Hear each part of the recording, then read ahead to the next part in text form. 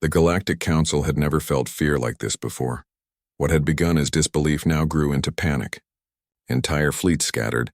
Systems once considered secure were lost, and no strategy seemed to work against humanity's unpredictable tactics. Every counselor, from the smallest delegate to the high speaker, understood one undeniable truth. The humans were unlike any species they had faced. But fear alone could not stop them. Humanity had prepared for this moment for centuries. Their response was not anger, nor was it revenge. It was precision, patience, and power carefully revealed. Deep beneath Earth's surface, in the Arctic Command Dome, the Prime Chancellor stood before a vast holographic display. It projected not just the solar system, but the hidden positions of humanity's entire fleets, orbital stations, hidden colonies, asteroid outposts, and ghost fleets drifting silently in the Kuiper Belt. Around her, generals and admirals of Earth's unified command awaited instructions. Each knew their role. Every system and ship had been built, tested, and prepared in secrecy. Humanity was ready to move beyond defense into full strategic action.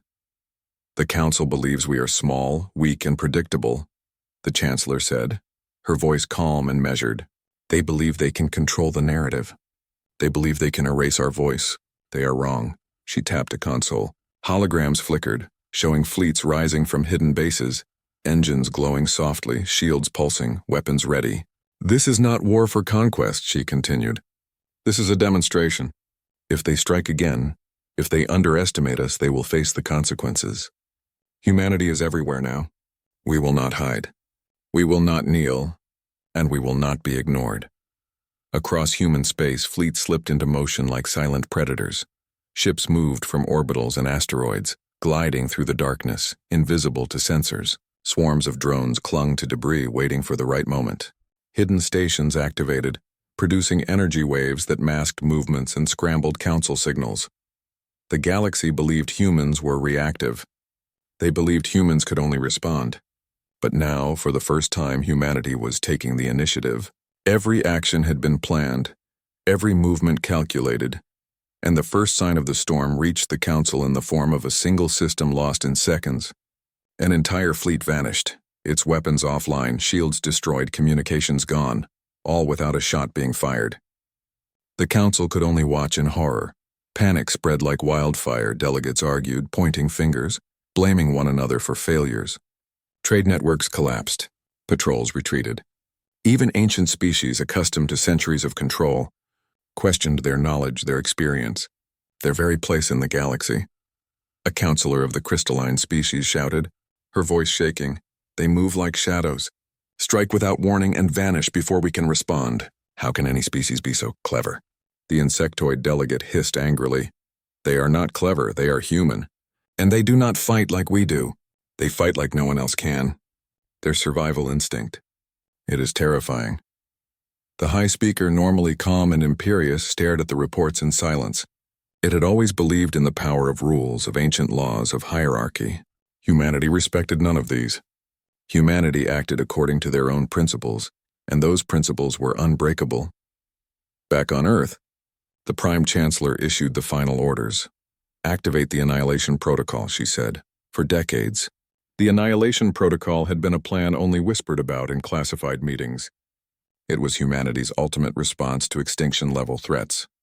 Its purpose was simple: ensure survival by any means necessary. But it was not a weapon of conquest. It was a promise.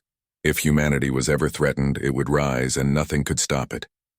Across Earth, the systems responded. Fleets undetected for decades began to move with quiet precision. Hundreds of ships, each carrying billions of people, set a course for strategic positions across the solar system. Autonomous stations powered up, ready to defend or strike if necessary. Energy shields flared into visibility, creating a network of impenetrable barriers around critical systems. The Council watched in disbelief as communications reached them. A calm, human voice filled their chambers. "You executed our envoy. You believed Earth would bow, that our silence was weakness. You were wrong. Humanity does not kneel. Humanity does not vanish. Humanity endures, and if you do not respect that, you will face the consequences." The message was repeated across the galaxy in every language, using frequencies the Council could not jam. Humans were not asking for war. They were demanding recognition. And the galaxy felt the weight of that demand. The first confrontation came quickly. A fleet of Council warships moved to blockade a human-controlled system, hoping to intimidate or test humanity's resolve. But humanity did not wait. Using tactics the Council had never encountered, human ships maneuvered through asteroid fields and debris clouds, striking at engines, communications, and weapon systems with precision drones. The Council fleet fought back, but it was too late. Ships were disabled before they could fire. Weapons malfunctioned. Systems went offline. Within hours, the blockade was broken, not by sheer firepower, but by the ingenuity of human strategy. It was a clear message. Humans could not be stopped by force alone. As the Council reeled from one failure after another, humanity made a second move, the deployment of world ships. These massive vessels carried entire populations and their ecosystems, built to leave Earth and colonize distant worlds if necessary. They were not designed for war but for survival. They moved through the stars, nearly invisible, prepared to carry humanity beyond the reach of any threat. The Council watched in shock. Humans were no longer confined to a single planet. Humanity was everywhere now, in orbit on colonies and moving through the void like a living network. It was a revelation. A species they had once dismissed as young, weak, and limited was now uncontainable. Within the Council, fear became desperation. Some delegates begged for negotiation, for understanding, for mercy. Others wanted to strike first, hoping to destroy humanity before their presence became permanent. But even the most aggressive fleets could not predict human movements. Even the most cunning spies could not infiltrate Earth's defenses. Humanity had turned the galaxy's greatest powers into observers, unable to act without risk.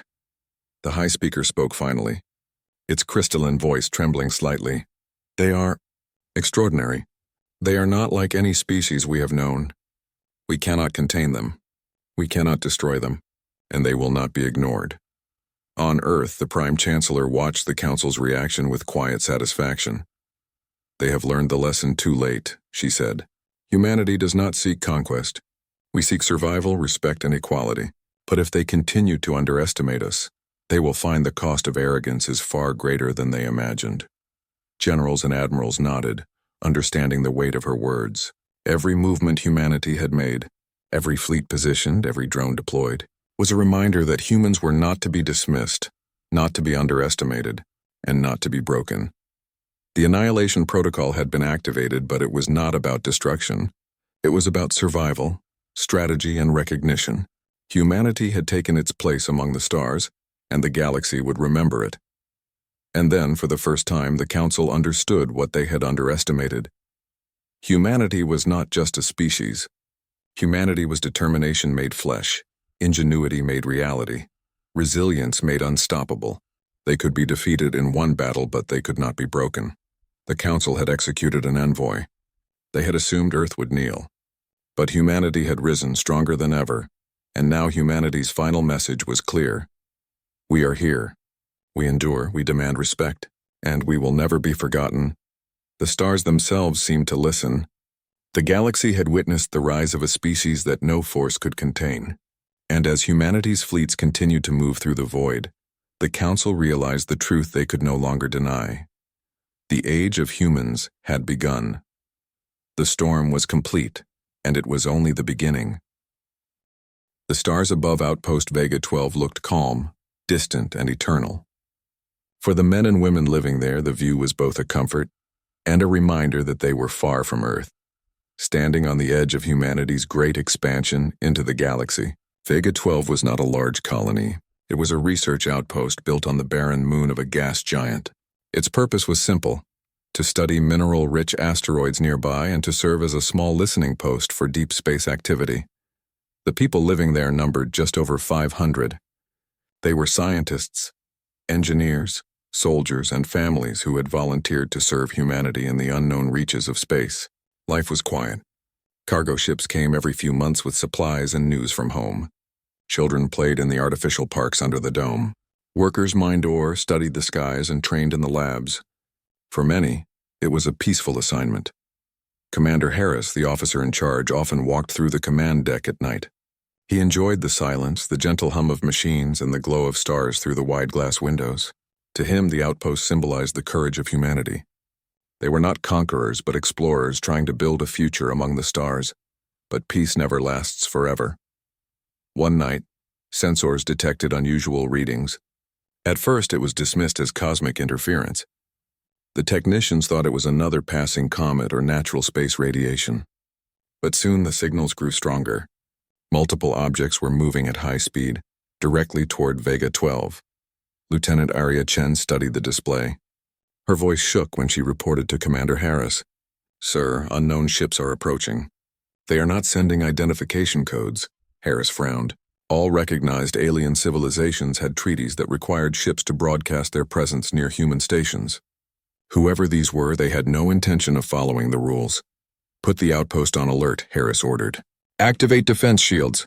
Send a message to Earth Command. Let them know we may have company." The outpost systems roared to life. Sirens echoed through the corridors. Families gathered in shelters while soldiers hurried to their stations.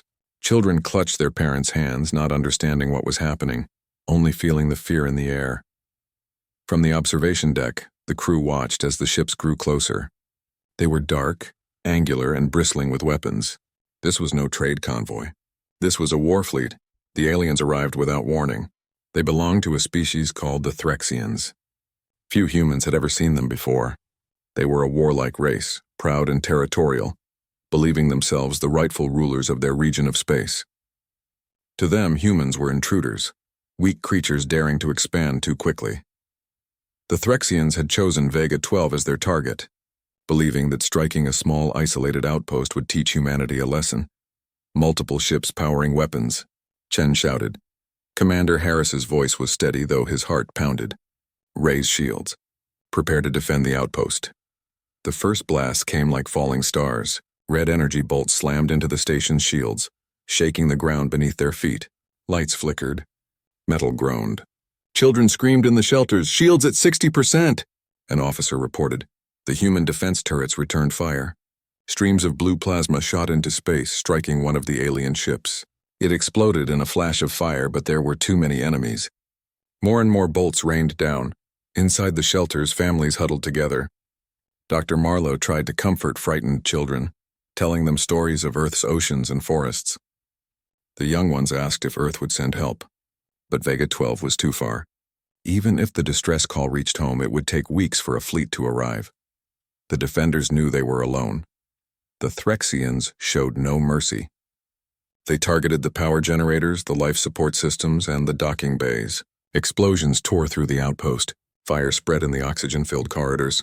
Engineers tried desperately to contain the damage, but every effort felt like fighting against a storm. Commander Harris knew the outpost could not hold much longer. He turned to his officers. "We must get a signal out.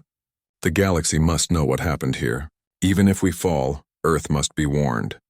Lieutenant Chen worked frantically at the comm station. Energy surges disrupted the signal again and again.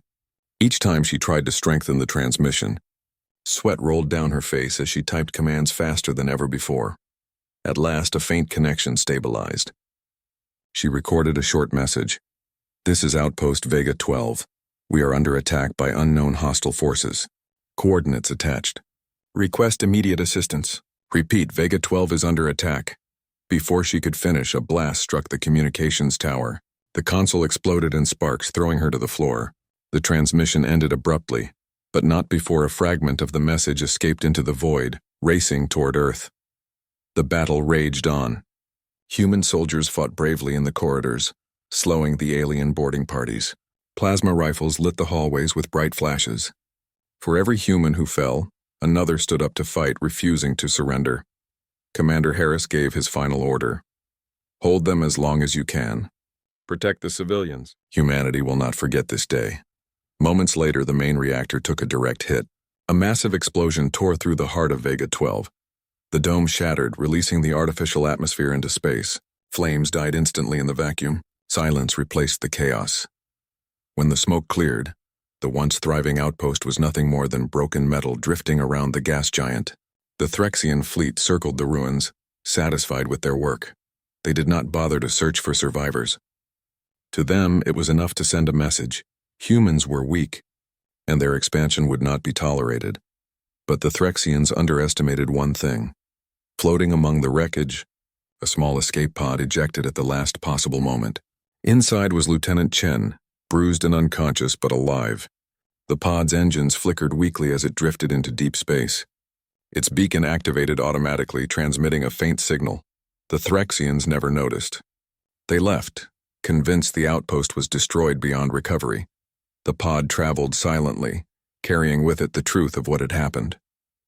It held the broken body of a survivor and the last fragments of the distress call. And though it would take time, that signal was already on its way to Earth. Far away, on the blue planet humans still called home, people lived their daily lives unaware of the tragedy that had just unfolded light years away. But soon the news would reach them. Soon humanity would know that an enemy had struck without reason, killing innocents and destroying their outpost.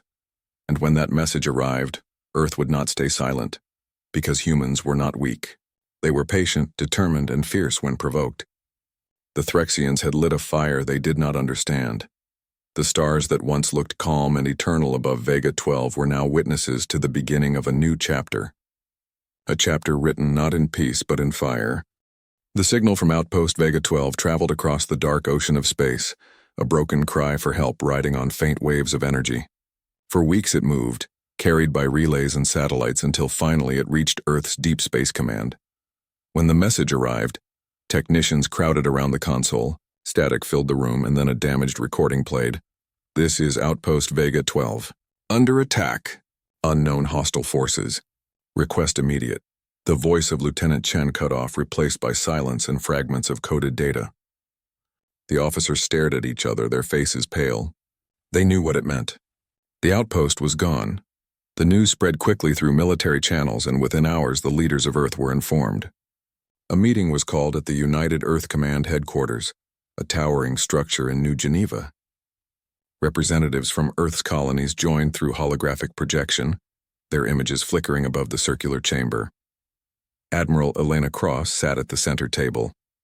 She was a tall woman with sharp eyes that revealed both intelligence and determination. For 30 years she had served in Earth's Navy, and she understood the weight of what had just happened. Vega 12 is lost, she said, her voice steady. The message confirms an organized attack. Hundreds of civilians are gone. Whoever did this struck without warning. Around her, voices rose in anger and fear. We must demand answers from the Galactic Council, shouted one representative. They will not help us, another answered bitterly. The Council has always treated humanity as children. Perhaps it was an accident, a diplomat offered weakly. Maybe it was a misunderstanding. Admiral Cross slammed her hand on the table. The sound echoed through the chamber. Misunderstanding. The outpost was obliterated. Families, children, scientists, all dead. That is not a misunderstanding. That is war. The room fell silent. No one could deny the truth. At the edge of the table sat President Armand, leader of United Earth. His face was tired, lined with age, but his voice carried authority. Admiral, are we prepared to respond? Cross nodded. Our fleets are strong. Our colonies contribute ships and supplies. But more important is our will. The enemy believes humanity is weak. If we hesitate, they will strike again. A representative from Mars colony spoke through hologram. If we retaliate, the Council may condemn us. They prefer diplomacy. Cross looked at the Martian leader with cold eyes. And what would you say to the families of Vega 12? Should we tell them their loved ones died for nothing? That humanity will bow its head and hope it does not happen again? Her words struck like iron. Many in the chamber lowered their gaze. The anger in their hearts demanded action. While the leaders debated, the news leaked to the public. Across Earth and the colonies, people gathered in streets watching the message replayed on giant screens. The broken voice of Lieutenant Chen became a symbol of loss. Citizens lit candles, held vigils, and demanded justice. In New York, a mother cried for her daughter who had worked as a botanist on Vega 12. In Luna City, miners raised their fists, chanting that humanity must stand united. On Mars, engineers volunteered to work day and night to prepare warships.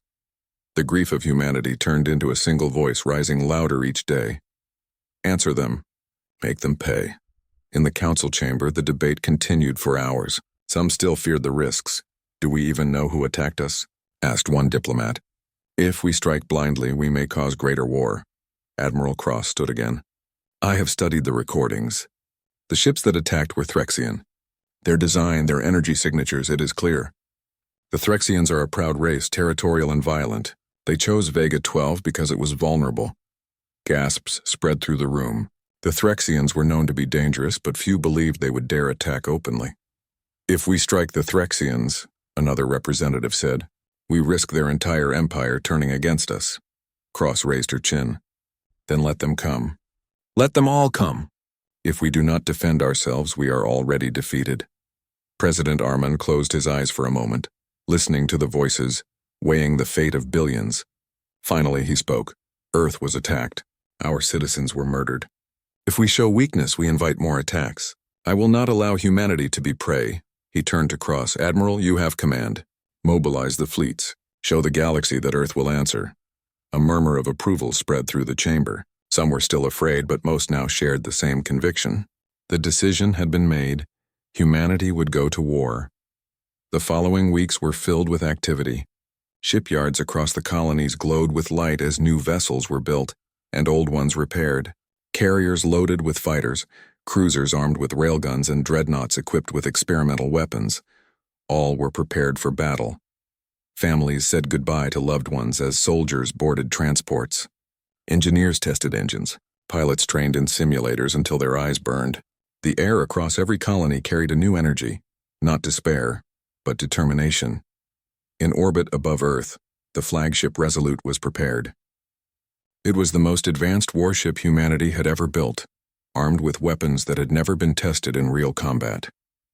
Admiral Cross would command from its bridge. The Galactic Council soon learned of Earth's decision. In their grand halls, alien delegates whispered in disbelief. "The humans move too quickly," one said. "They are reckless," another replied. "They are dangerous," a third concluded. The Council sent a formal message urging restraint. They warned humanity that revenge would only bring destruction. But Earth ignored their pleas. Humanity remembered the burning ruins of Vega 12, and no words could erase that memory. One night, as the fleet prepared, Admiral Cross walked alone on the observation deck of the Resolute. Stars stretched endlessly before her, silent and beautiful. She thought of the people of Vega 12, the children, the families, the soldiers who fought bravely. She thought of Lieutenant Chen's broken voice, calling for help that never came in time. She whispered softly, "I promise you, your deaths will not be forgotten." The stars reflected in her eyes like fire. Humanity was ready, and the galaxy would soon learn the truth. Humans might be new to the stars, but they were not weak. At the end of the second month, the fleet assembled in full view of Earth. Dozens of massive warships hung in formation, their hulls shining in the sunlight. Fighters circled them like birds of prey. Civilian ships gathered nearby, filled with crowds cheering and waving banners. It was a sight that would be remembered for generations. Humanity, once divided by nations, now stood united under one banner. Admiral Cross's voice echoed across every broadcast channel. "People of Earth and the colonies, we did not ask for this war, but it has come to us. The Threxians struck first, believing we would fall. They were wrong. We will answer, not with fear but with strength. Let this day mark a new chapter in human history, one where we stand together, unbroken and ready." The cheers of billions shook every city, every dome, every station. The engines of the fleet roared to life. One by one, the warships vanished into hyperspace, heading toward Threxian territory. The galaxy watched in silence. Some hoped the humans would succeed. Others feared the destruction they might unleash. But no one doubted one thing anymore. Humanity had made its decision. The age of silence was over. The age of fire had begun. The human fleet moved like a great storm across the stars.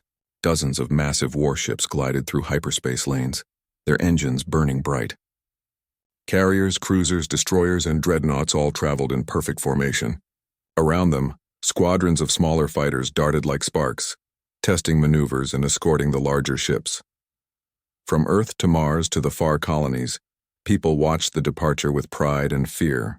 Never before had humanity sent such a force into enemy territory. It was history in the making, and every soul knew that the galaxy would remember what happened next.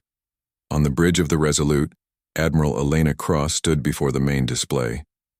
A map of the galaxy glowed in blue light, showing their current path. Her officers worked quickly at their stations, adjusting navigation, checking weapons, and monitoring supply ships. "Status report," she commanded. Captain Rourke, her second-in-command, replied. "Fleet is holding formation. All ships report green on systems. Morale is high." Cross gave a firm nod. "Good. We are entering Threxian space soon. Tell all ships to maintain alert level 1. The enemy will not sit quietly." The Threxians indeed had not been quiet. News of the human mobilization had reached them, and their war councils were filled with laughter. "These humans think themselves warriors," growled one Threxian general. "But they are children. We will crush them as we crush their little outpost." The Threxians prepared fleets of their own, confident that they knew more about war than these newcomers. To them, humans were bold but foolish, but they did not understand the depth of human determination. Days passed as the fleet pushed deeper into enemy territory. The stars outside the windows shifted in strange patterns as hyperspace corridors bent and folded. Soldiers trained every day, running drills, preparing for boarding actions, and checking their weapons. Engineers worked on engines and reactors without rest. Pilots tested in simulators and practiced combat maneuvers with their real fighters. Life aboard the ships became a rhythm of work, training, and waiting. The silence of space pressed against them, but in their hearts burned the memory of Vega 12. The first encounter came sooner than expected. "Admiral, enemy ships detected," reported a young officer on the Resolute. Cross stepped closer to the screen. A small Threxian fleet was approaching, 3 cruisers and 2 destroyers. Their formation was aggressive, weapons fully charged. "Bring the fleet to battle formation," Cross ordered calmly. "Let us show them what humanity can do." The battle began like a storm breaking over the sea. Threxian ships opened fire first, red bolts flashing across space. Human shields flared blue as they absorbed the impact. Then the order was given. "All ships return fire." Dozens of human cannons lit up the darkness. Railguns launched slugs at near-light speed. Plasma beams cut through the void. One Threxian destroyer was struck head-on, exploding into fragments. The remaining enemy ships tried to maneuver, but human tactics were sharp. Fighters swarmed like angry bees, firing missiles that tore into enemy hulls. Within minutes, the Threxian fleet was destroyed. Not a single human ship was lost. The bridge of the Resolute remained silent for a moment as the last Threxian cruiser broke apart. Then applause and cheers erupted among the crew. Cross raised her hand for quiet. "Remember Vega 12, she said firmly. "This is only the beginning." "Do not grow careless," her words settled the crew. They understood. Victory was sweet, but the war was far from over. The destruction of the Threxian fleet spread quickly through the galaxy. Traders, smugglers, and spies carried the news. Alien worlds whispered in fear and amazement. "The humans destroyed them in minutes," some said. "They fight like no one we've seen before," others added. "They are dangerous," many concluded. The Threxians themselves were shaken. They had expected the humans to be weak. Instead, the newcomers had crushed one of their patrol fleets without effort. The Threxian High Council grew uneasy.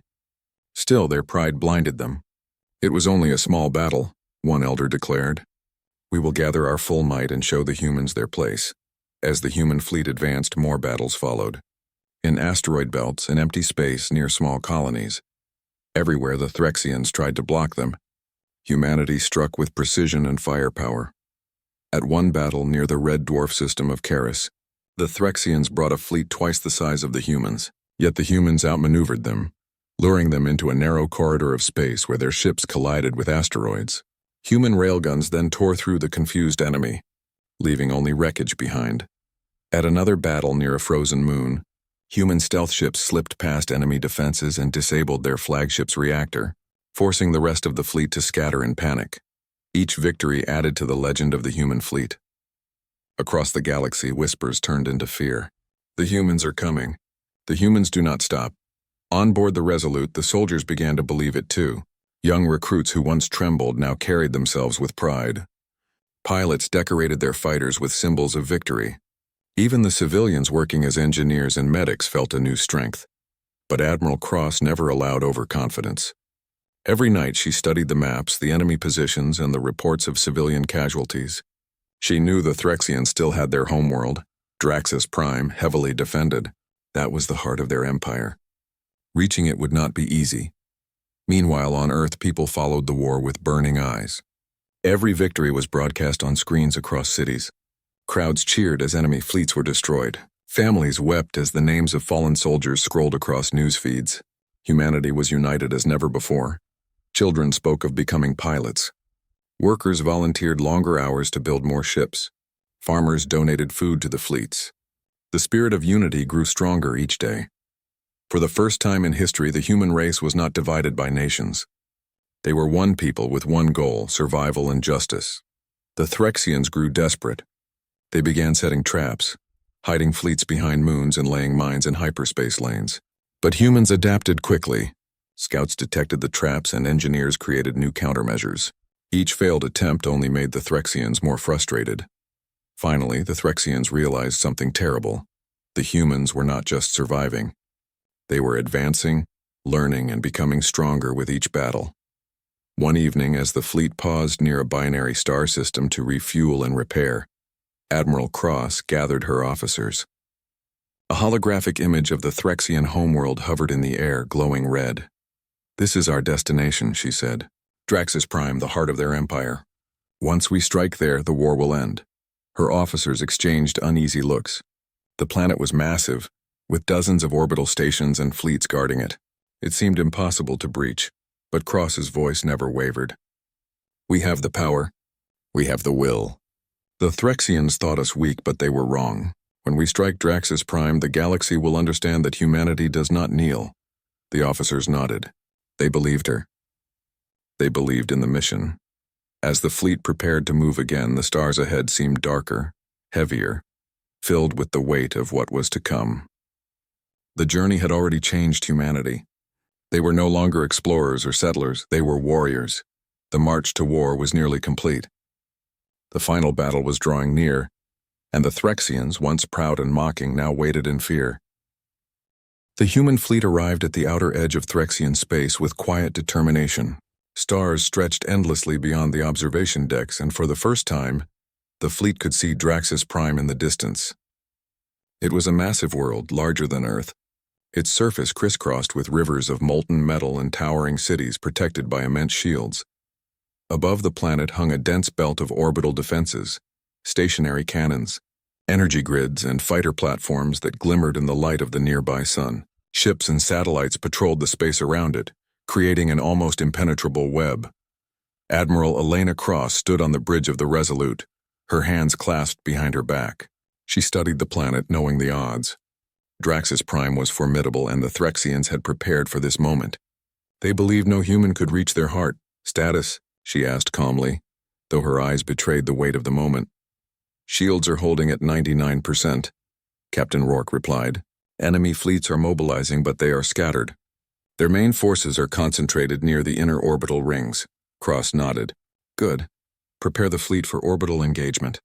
All ships, hold fire until my command. We do not waste energy on unnecessary skirmishes." The Threxians, confident and arrogant, had sent a message through space channels, their words dripping with mockery. "Humans, you dare approach Draxus Prime? Your fleets are weak, your weapons primitive. Leave now or be destroyed." The message sparked anger, not fear, across the human fleet. Admiral Cross turned to her officers and said quietly, "They do not understand humanity. That is their mistake. Soon they will." The first clash came hours later. A Threxian strike fleet emerged from a hidden hyperspace corridor, 30 ships fast and heavily armed. Fighters swarmed around the fleet like angry hornets. The human fleet waited, disciplined and ready. Cross's voice rang out over the comms. "Hold formation. Let them approach. Let them learn too late." As the Threxians drew near, human dreadnoughts launched precision strikes. Energy beams tore through enemy hulls. Fighters engaged Threxian squadrons in fast-paced dogfights, twisting and turning in three-dimensional space. Missiles streaked past like shooting stars. Within minutes, the Threxian attack fleet was annihilated. Human losses were minimal. Some fighters damaged, a few soldiers injured, but nothing compared to the destruction inflicted. Across the fleet, crews cheered quietly, not out of arrogance but relief. They had passed the first test, but Admiral Cross knew the real challenge was still ahead. Draxus Prime itself waited, protected by orbital defenses designed to withstand even the most powerful weapons. "Deploy stealth units," she ordered. "Survey the inner rings.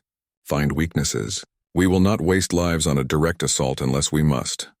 Stealth ships moved like shadows among debris and small moons, scanning for gaps in shields and monitoring enemy movements. The reports came quickly. Small points of weakness, minor gaps in the energy grid, and moments when enemy ships rotated or powered down. Cross studied the reports carefully. "We do not strike blindly," she said. "We strike with precision and purpose. Target the command centers first. Disable their communication. Then we move on to the planetary defenses." As the human fleet positioned itself, the Threxians sent a final warning. "We will not fall to you. Our shields are eternal. Our weapons will burn you from the stars." Cross's response was calm, almost gentle. "Then prepare to learn the truth of human resolve." The attack began with lightning speed. Human ships moved with perfect coordination. Orbital stations were disabled first. Beam weapons pierced their energy cores, causing massive explosions. Fighters and missiles destroyed gun platforms. Within hours, a majority of Draxus Prime's outer defenses had been neutralized. The Threxians were stunned. They had never seen such tactics before. Each move was calculated, efficient, and deadly. Their arrogance faltered as the humans bypassed their strongest points and struck where least expected. With outer defenses weakened, the humans moved closer to the planet. Cross gave the order she had been waiting for. "Prepare the planet crackers," she said. "Target Draxus Prime itself." The planet crackers were experimental weapons humanity had developed in secret. They were designed as a last resort measure, capable of overwhelming even the strongest planetary shields. Earth had never used them before. This was the moment of truth. Engineers double-checked the weapons.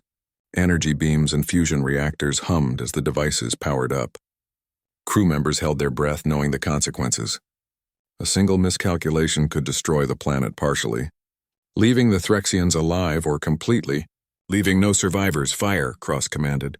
In an instant, beams of unimaginable power launched from human dreadnoughts toward Draxus Prime.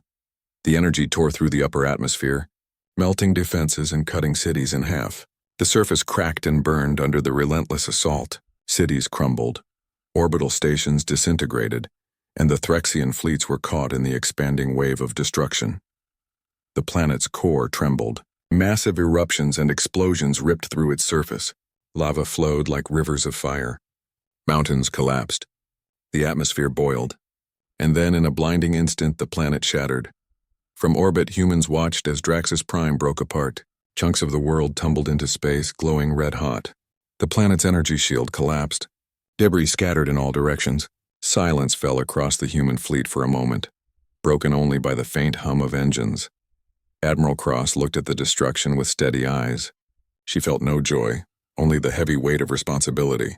Billions of lives had ended in moments, but they had been spared from striking at humanity again. Vega 12 had been avenged. "Prepare for withdrawal," she ordered. "Maintain formation. Scan for survivors." There were few. The Threxian Empire had been strong, but the humans' assault was overwhelming. The surviving enemy ships fled in chaos, unsure where to regroup. Intelligence teams began collecting data on the shattered planet, studying what remained. Across the galaxy, news spread quickly. Alien races had never seen such power wielded by a species so young. Some whispered in fear, "The humans do not forgive. They destroy without mercy." Others wondered if Earth had crossed a line, but most remained silent, knowing the consequences of provoking humanity. In the aftermath, Admiral Cross addressed her fleet. "This was necessary. Vega 12 cried out for justice, and we answered. Let the galaxy know.